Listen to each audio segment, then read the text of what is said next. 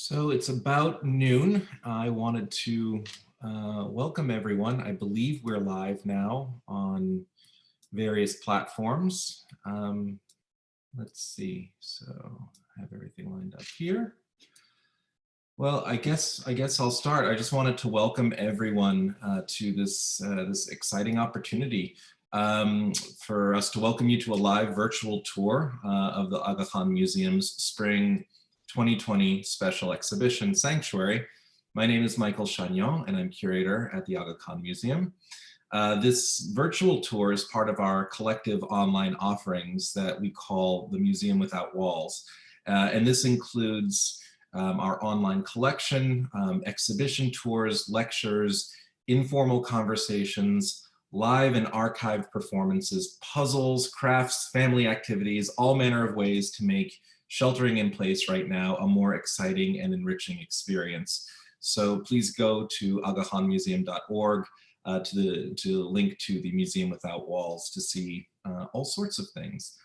So today we have a virtual tour of the exhibition Sanctuary. It'll be about 30 minutes long, but maybe a little bit less. But at the end, I'll also be answering questions live as best as I can. Through this platform, we're able to take questions on in a couple different ways. The first way is on Twitter at Aga Khan Museum. Or you can go to Facebook and send a message to Aga Khan Museum Toronto, at Aga Khan Museum Toronto, or you can direct message us on Instagram at Aga Khan Museum. So we have our heroic social media manager, Kim, who will be sending those questions my way at the end of the tour. So please definitely reach out and let's have a conversation at the end. At the Aga Khan Museum, just to note that Sanctuary, the exhibition, is generously supported by partners in art, by Mohammad and Najla Zaibak and the Bay Tree Foundation, and our global patrons of the Aga Khan Museum. So thank you all for making this exhibition possible. I'm going to start sharing my screen so that you can see the virtual tour. And if you give me a moment, we can make that happen. Let's see. Hopefully you will all see my screen here.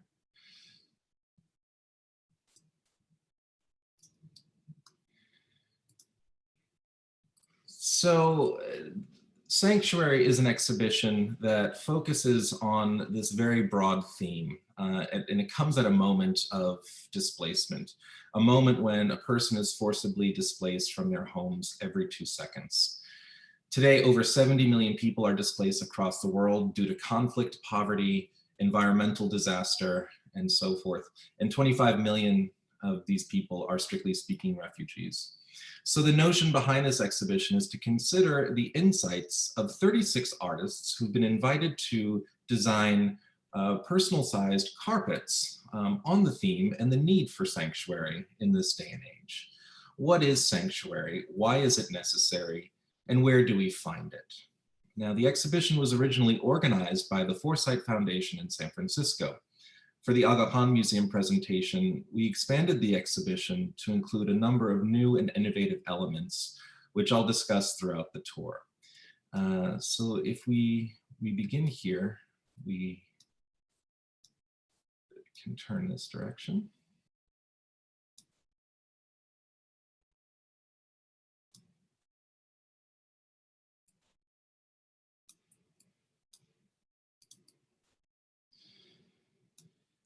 One of the things that we did with the exhibition at the Aga Khan Museum was to divide up these 36 carpets into sections to give a little bit of structure to the narrative. In section 1, which is here to our left, and then wraps around the space, we were entitling this section Sanctuary in the Age of Displacement. Many of the artists in Sanctuary have had firsthand experience of life as migrant or a refugee, and others have created art that reflect on the root causes of today's global crisis of displacement. And this makes up a good proportion of the exhibition.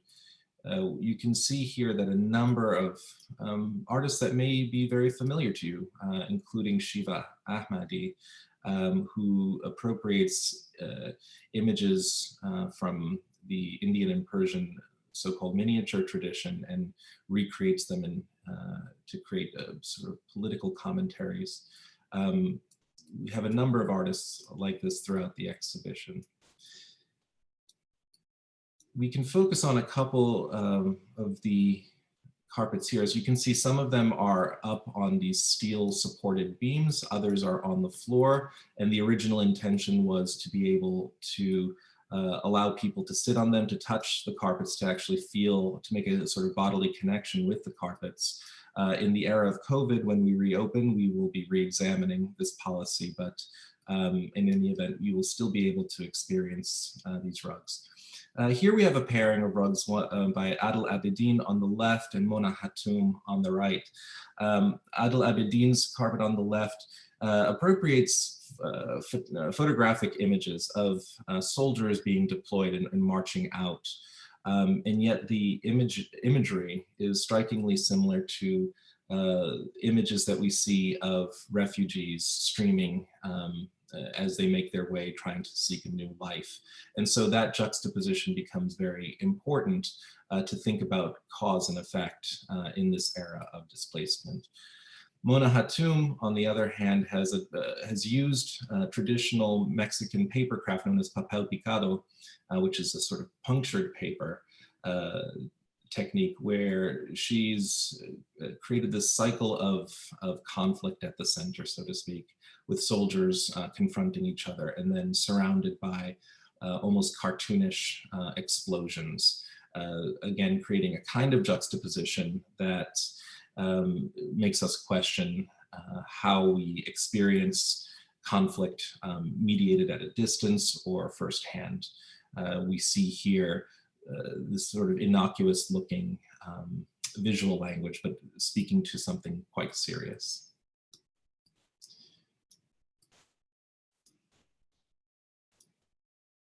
Moving along, this is one of my, I think one of the more deeply interesting pieces for me personally, because it speaks to this question of how we receive information. This is a piece by Nicholas Galanin known as The White Noise American Prayer Carpet. The title of the piece is The White Noise American Prayer Carpet. And here, Galanin has created a design for a carpet that imitates the white noise, the static of a television screen. For him, this is a commentary on how truth becomes whitewashed in a way so as to not actually reveal any actual facts, but rather to obscure them and to blur knowledge and block knowledge out.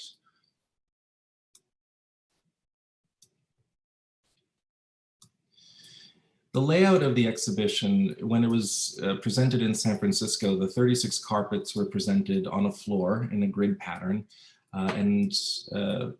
While it was very austere and quite beautiful, for our space, which is quite a bit bigger, we wanted to build out the space. I was also interested to make sure that we didn't really use traditional walls. As you can see, the walls here are at various angles in all three dimensions. They're also porous, they're not solid walls. They're in fact made of textiles. I'll talk a little bit more about that as we move on. But for me, it was important that we had, in essence, no walls in this space that we are welcoming people to as a sanctuary in its own right.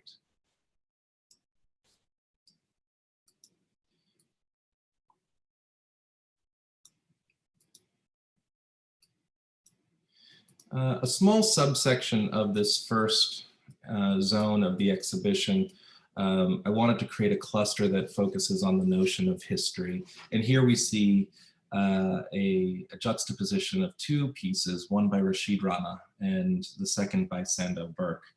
Rashid Rana on the right, this is a piece from a series called Transliteration.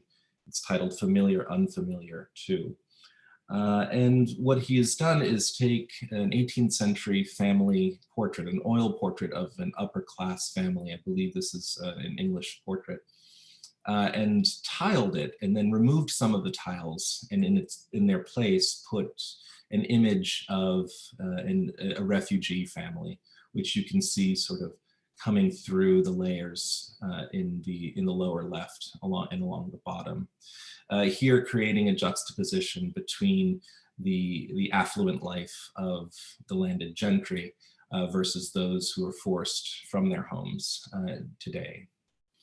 On the left, Sando Burke's piece is based on a very well-known painting that hangs in the US Capitol by Emil Leutze from 1891, known as Westward, the Course of Empire Takes Its Way, showing intrepid pioneers moving westward across the North American continent.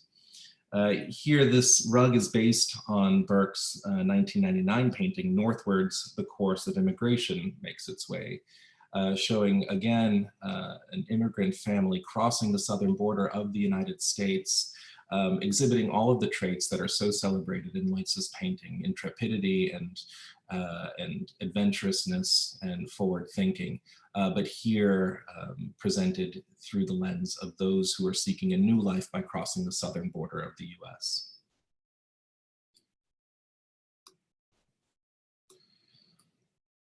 Now, one of the elements that we brought to this exhibition newly was to develop with a musician named Kais Essar a new exhibition score for this exhibition. Kais is one of 5 or so living masters of the rabab, which is a lute-like instrument, and a traditional Afghan instrument.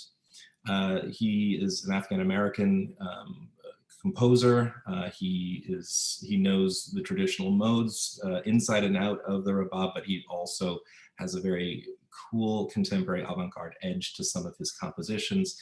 And we asked him to create a 3-part score for the exhibition, which in the tour, when you come back online to go on the tour, you can actually listen to the entire score here. Here's a little snippet for you.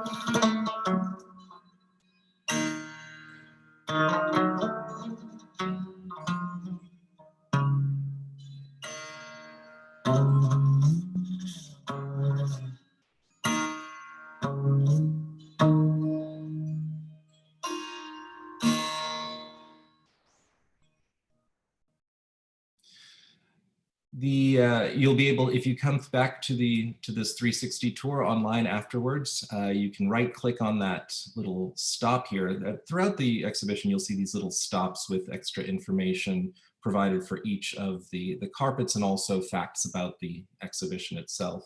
When you get to this stop, you can right-click on it and open the score in YouTube and in a separate window. So as you're walking through, you can have sort of the same experience that you would have in the actual space, where the music would be playing ambiently in the background.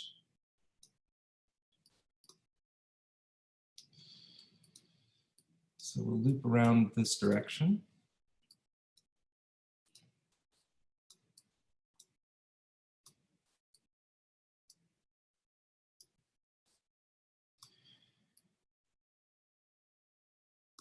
This final wing of section 1 focuses on that notion of border crossings once again. And here we have a number of carpets addressing this theme. I'll just call attention to 2 here, right at the bottom here. We have a carpet by Haib Kahraman. Let's see what happened there. Haib Kahraman, based on a painting of hers called Kachakchi, which is an Iraqi dialect term for smuggler.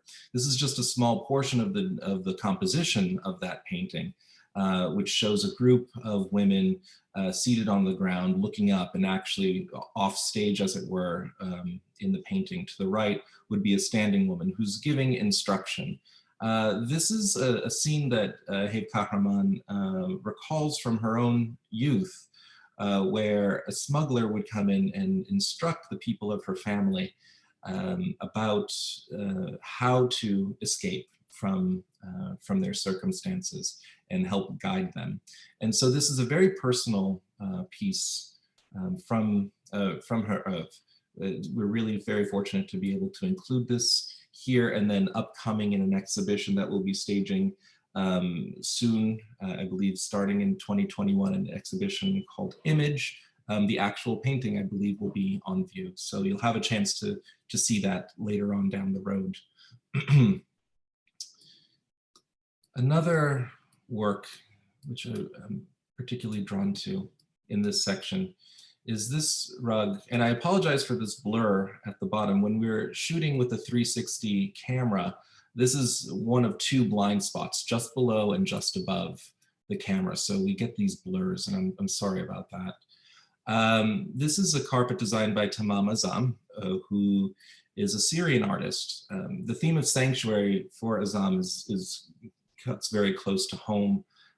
It's a term that he actually used to describe his studio as a place where he could go to when the conflict started breaking out in Syria. He actually used his studio as both a mental sanctuary and a physical one as well.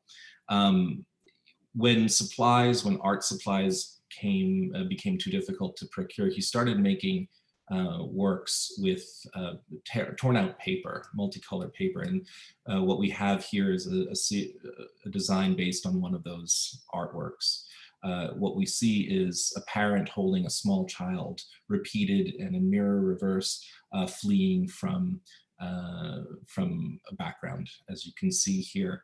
The fact that the original artwork was made from torn paper really speaks to the frailty of these conditions, and is a very powerful piece.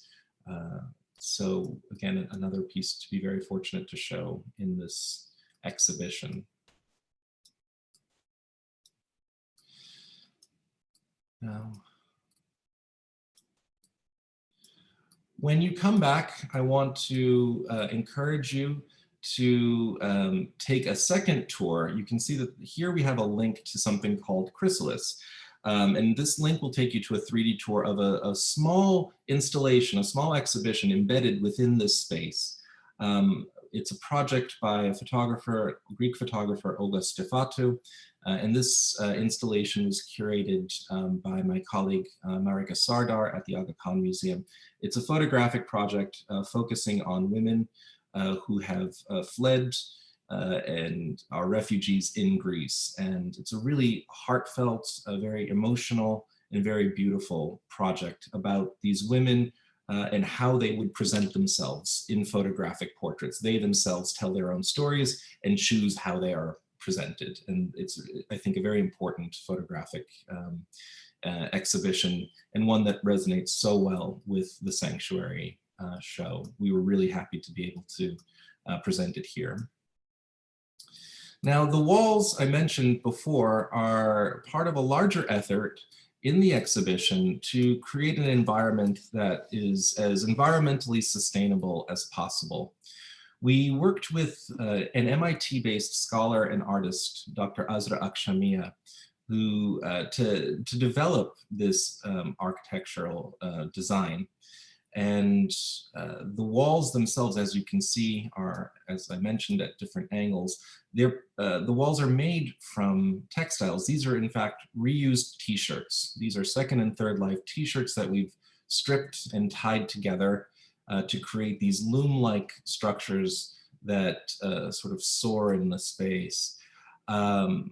The idea behind this was that exhibitions are incredibly wasteful overall. If you think about the amount of construction material and paint and vinyl, which is really not very good for the environment, and all sorts of material that's used to build these spaces out for 5 or 6 months and then taken down and thrown away. You may see at the end of exhibitions at museums, you'll find somewhere off to the side a big dumpster that's just filled with the debris of the exhibitions. I thought this was hugely wasteful. So in many ways, we wanted to honor the earth as a sanctuary by creating a sustainable environment. So here we have the walls that Azra designed using t-shirts. The t-shirts themselves came from donors from our community. We put out a call for the t-shirt donations, and many people answered the call at two spots throughout the exhibition. You'll see the names of families and individuals who made this exhibition possible with their t-shirt donations. If you were one of them, definitely come back to the virtual or the actual exhibition and find your name on the wall. Another element of the sustainable environment, you'll see that there are no labels on the walls here, and we don't have much signage. We enlisted a local artist named Joel Cottrell to create a bespoke exhibition calligraphy, a new typography just for this exhibition, which he developed and also hand painted on the walls during our installation. So these are actually handwritten texts. All of the section texts and the names on the wall that I just mentioned are handwritten on the walls using this calligraphy that Joel created for us, which I think is quite beautiful. Sorry, as I spin around here. A lot of the all of the exhibition furniture is made from reused material, including stools and chairs made from woven reused saris. These are the South Asian shawls. So we have seating that's sustainable, and even the vinyl lettering, the CAD cut vinyl lettering on the floors for each artist's name and the title of their piece is made. We sourced, the exhibitions team sourced a really fantastic kind of vinyl that I jokingly call vegan vinyl. It's actually recyclable vinyl. Once the exhibition is done, we can peel this off and send it back to the manufacturer where it will be melted down and reused. So again, a way that we're honoring the earth as a sanctuary. Now, the second section of the exhibition is, we're calling Sanctuary of the Mind. In this exhibition, the traditional prayer rug format that is used by Muslims across the world has been adapted to mark out physical spaces for mental refuge. At the same time, these rugs reflect on highly personal stories of individual identity in their designs. And so this second portion of the exhibition is aligned along this wall of our space. Here we have a really incredibly complicated, complex carpet by Diana Al-Hadid. Here, this rug is, the design of the rug is based on a sculptural panel that Al-Hadid created called Extinction. It's based on, that work is based on the design of the Pazyryk rug. The Pazyryk rug is the oldest known hand-knotted carpet in existence. It was found in Siberia. It dates to about the 5th century BC. And for her piece, Diana Al-Hadid created a 3-dimensional panel out of gypsum, plaster, acrylic paint, bits of metal, and so forth to build up layers that evoke a degraded version of the Pazyryk design. Here, she was exploring notions of weightlessness versus something weighty, something substantial and 3-dimensional versus a 2-dimensional design. In essence, this is a grand metaphor for the kind of code shifting that those who are immigrants, those who are displaced, those who come from one culture to another, engage in at all times. And so a final turn in this project here is to recreate that work in, return it to its form as a rug in essence. And here we have the rug strung up as a panel. One of the great elements of this technology that we're using for the virtual tour is that you can get up really close to some of these carpets and you can see individual knots even. That's how good the technology is. Let's see. Okay. And here you have a nice close-up of this very vibrant hand-knotted t-shirt strips.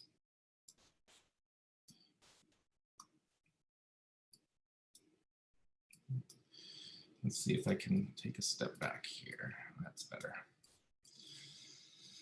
Another carpet in this section is by Germany-based artist Susan Hefuna. Here, the design is based on Hefuna's metal latticework sculptures. She creates these irregularly shaped latticework sculptures that evoke the kind of lattice screen that you would find in front of windows in domestic architecture in the Near and Middle East, known as mashrabiyah. The purpose of a mashrabiyah screen is to screen someone from the inside, from the outside, and to create a sort of a barrier, a porous barrier, but a barrier nonetheless between those inside and those outside.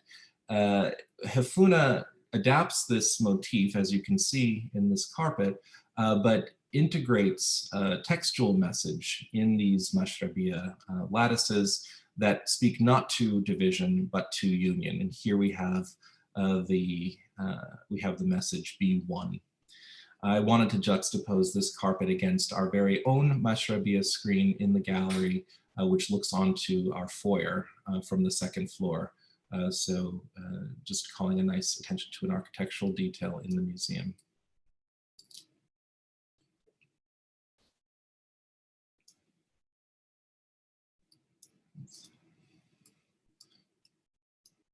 A really eye-popping design we see here on the left by Jeffrey Gibson. Gibson is a Choctaw Cherokee artist based in the US. And here he's fused indigenous design principles with modernist visual language like op art. We see this really psychedelic looking carpet, multicolored carpet that really begs you to get close, to really contemplate the design, to immerse yourself in that design and get lost in it, which is really the purpose of this second section, focusing on the sanctuary of the mind. The subtle message that he sends with this, this really engaging design is actually spelled out on either end of the carpet, where he writes, "The only way out is through." So really sending a very subtle, perhaps political, but certainly very personal message in this carpet. And I'll call attention as well to this rug designed by Aime Mpane called "Here We Die." Mpane creates portraits of a sort using wood, in fact, and he peels away, he uses an adze to shed away layers of the wood and through depletion, creates these portraits. For him, this practice is a metaphor for scraping away the layers of bias and misinterpretation that specifically around the topic of race that prevents us from getting to know each other individually. And so here, we see a design that's transferred from this complicated technique to the woven rug format. And so it's 12:30, I'm mindful of time, so I'm going to move along. The third section of the exhibition is called Universal Sanctuary. The ancient and universal drive to create spaces that both shelter us and reflect our identities, connects us across time and space. This drive allows us to contemplate our shared humanity as well as our place in the cosmos. And so the purpose of this section is really to underscore this commonality that we have with each other as a species, but also within the greater cosmic context, to think about our role within the universe and our place within it, and how this really unites us in a way. We open this section with a rug by Shiraze Hoshiari. Let's see if I can get there. Well, this is a bit difficult, but we'll see if we can if you can see that, the design actually is based on various perspectives of the Singaporean rain tree. This is a tree with a really beautiful canopy that becomes almost a symbol for the Singaporean nation. And yet the species itself is not native to Singapore. It's, I believe, a native species of the Americas. And so here, Hoshiari is thinking about how these sorts of displacements become naturalized over time, and in the grand scheme of things, in this sort of cosmic scheme of things, these processes which really at times underscore our differences in the immediate, in the short term, really in the long term become very insignificant.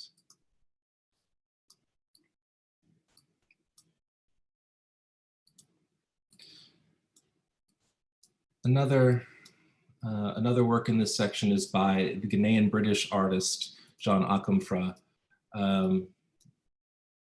which adapts a design taken from the Cueva de los Manos in Argentina. This is a cave that has handprints, human handprints, stenciled on the walls that date back about 9,000 years. This is one of the very earliest examples where we see humans etching themselves quite literally into the space that they call home, to really create an environment that reflects themselves.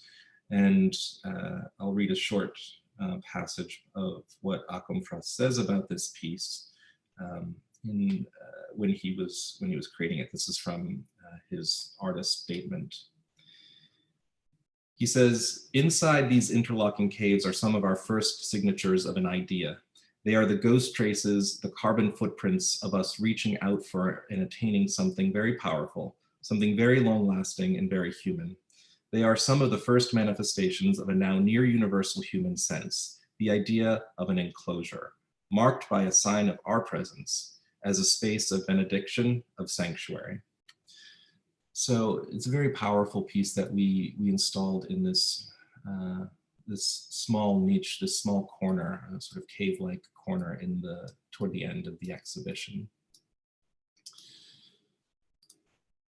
The last work that I want to focus on in this section is where people exit this portion of the exhibition, by the New York-based artist Uman, who's originally from Somalia, and then, I believe, moved to, I want to say, Nairobi, and then to the United States. I'm not entirely certain about that particular detail, but this is a work that Uman created from Hubble Space Telescope imagery.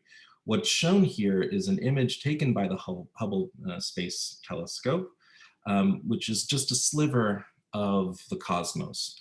All of these multicolor spots are in fact galaxies in distant space. And what we're seeing then is sort of an infinitude of worlds, of galaxies, in just a tiny corner of outer space. As Uman writes, "One among the infinity of worlds looking outward at the others, each unique and all part of the same universal mosaic. The universe stretching to infinity, now held in our minds." And here I think it's a really wonderful message to leave the exhibition with, that our role within the cosmos is so small. This really should, in a sense, give us hope, because there is such vastness and so much beyond us. There's a kind of comfort in knowing that this really is our sanctuary overall, this cosmos we call home. So we end the exhibition, that portion of the exhibition here, but there are additional elements throughout the space. We have, as I mentioned, the walls of the exhibition are meant to evoke looms. Those are the instruments on which carpets are woven. And to drive this home and to call attention to the materiality of these walls made from t-shirts, we worked with Azra Akshamia again to create this, this installation of t-shirts. These are some of the t-shirts that couldn't be used in the walls that we received as donation. Instead, we made them into a sculpture that evokes a spool, and this is the spool that metaphorically the strands of the walls issue forth from. A lot of people ask whether we're going to reuse these materials later on, and that's certainly the case. We'll be donating the t-shirts, and we'll be reusing these strands of that we created the walls from. We'll actually be working with some of our friends on weaving them into shopping bags that are reusable, and also blankets and other coverings that we'll donate to those who are in need. Now, t-shirts actually, it's the idea of using a used t-shirt in essence is to sort of stop or put a pause or have us think about the production of t-shirts and their impact on the world, this earth that is our sanctuary. And here, just as a didactic element, Azra Akshamia developed this, what she calls a process drawing, which tells the life cycle of a t-shirt, its environmental impact, which you can trace along this green thread and then along the floor at the green t-shirt stops along the way. Its technological impact, the creation of t-shirts along the blue thread, and then the social and human impact along the red thread. So you can walk along here and get various historical and technological facts about t-shirt production, cotton production, and so forth. This is something that school groups have expressed a lot of interest in. And again, this is something that will hopefully be used again. I think this will go back to Azra, and she'll reuse this in other forms. And then toward the end, we have a small installation of photographs by Azra, who works every year at the Azraq refugee camp in Jordan, where she partners with those living at the camp to use the materials that are given to them by the UN and so forth to create a better cultural life at the camps. And so we have these really cool photographs that show how some of those who live in the camps have reused plastic water containers to create fountains, to create sculptures, to create these beautiful gardens, and so on and so forth. All different kinds of materials are being reused at the camps to create, in essence, cultural life. And so the original intent was that these photographs would be able to be delved deeper into using AR technology. Given the circumstances when we reopen, we're not sure if we'll be able to provide the touch screens or the iPads, but we'll be able to access all of that information when we do reopen. So we end the exhibition here, and I do want to thank you so much for joining. Let me stop the screen share now, and I'm happy to take some questions. Let's see if we can start the video. Let's see, now I'm going to the chat and we can see questions. All right, one question, I don't know from whom, but it said, what motivated you and your colleagues to bring Sanctuary to the museum? That's a very good question. We've long been, at the Aga Khan Museum, we've long been dedicated to presenting exhibitions that focus on the circumstances of those who are displaced. We've had a couple exhibitions focusing particularly on Syria, as well as other shows. So this project, as it was originated at the Foresight Foundation, just seems like such a perfect fit to be able to present an exhibition that focuses on this theme of sanctuary, specifically in this moment of displacement, through carpets, which these sort of prayer rug carpets, or carpets inspired by the prayer rug format, which is perhaps a legacy that we can point to from Muslim civilization. So it was a great fit, and it was a way for us to continue to focus on this on this theme. At the same time, it gave us a lot of opportunity to think more broadly about the theme of sanctuary, about how sanctuary is a necessity for all of us. That despite the circumstances we find ourselves in, we all require this at a very basic and broad level. And this really speaks to our mission at the museum, which is to connect cultures, to connect people through the arts. Let's see. Okay. Another question, has the COVID-19 pandemic influenced how you personally interpret any of the carpets in Sanctuary? Do you think any of the carpets in particular might help us better understand the situation we are in? Well, that's a great question. We're seeing so many things in new ways because of the circumstances we find ourselves in because of the pandemic. I think overall the project is, there is definitely a new layer to this project because of COVID-19. There is this layer that we've all been now sheltering in place because we need to find safety from what is potentially a health hazard out there. So we limit our time outside. We spend a lot of time indoors. So I think that this situation has really driven home the need for sanctuary on the very broadest level. I think that yeah, there are many different ways that, depending on your own attitude toward this particular moment, how these carpets can speak to your existence right now. I'm trying to think if there are any carpets in particular that draw attention to this. I can't think of any off the top of my head, but I do encourage you to come back to the tour and read through some of the texts and see where some of the artists how some of the artists have approached this theme, and see where that resonates with you, and if that calls anything to mind for you. Thank you for that question. Another question, if the Sanctuary exhibition could feature just one more carpet by any living artist, who would you want that person to be and why? I'm not entirely certain. I would have to, if I have to pick just one living artist, I'm not sure if that's fair or if I can do that, but that's something certainly to think about. Thank you for the question. Are there any other questions? Again, you can go to Instagram at Aga Khan Museum if you direct message us.